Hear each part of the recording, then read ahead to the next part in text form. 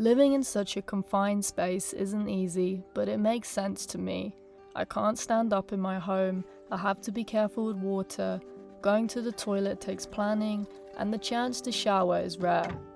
Finding water can be difficult, finding disposal points can be a challenge, and even finding somewhere to throw away rubbish or recycling isn't always simple. I'm not saying van life is easy, because it isn't, but the reward of living nomadically like this is always right outside the door. I don't think I choose this life because I wanted a tiny home, I choose it because I wanted a life that could move. The van isn't really the dream, it's just the tool that lets me stay close to the things that make me feel alive.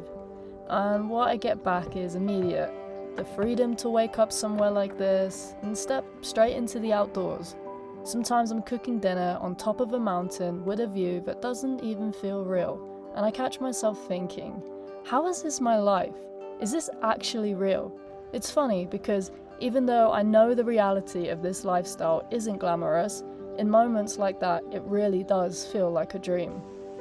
Living like this has stripped my life back to basics, but somehow it's also made everything clearer. It's made me understand what I value, what fulfills me, and what I actually need. When you live in a space this small, there isn't much room for excess. And I think that's why I've become so aware of what actually matters to me. Food, warmth, movement, rest, nature, curiosity. It sounds simple, but for me, it's enough. There's something about being out here that resets me. The cold, the effort, the silence, the scale of everything. It pulls me out of my head and back into the present. I think that's why I keep coming back to places like this. They make my life feel quieter in the best way. When I'm walking for hours, swimming in freezing water, or waking up somewhere that feels completely wild, everything unnecessary seems to fall away. Maybe that's why I managed living like this for so long, because freedom and a connection to nature is what makes me feel most alive. And maybe the part of why I keep chasing places like this is because they make me feel small, in a way that's comforting. Mountains have a way of putting everything back into perspective. Life becomes very simple out here, just walking, to keep going, taking my surroundings. In places like this, I stop overthinking and just exist for a while.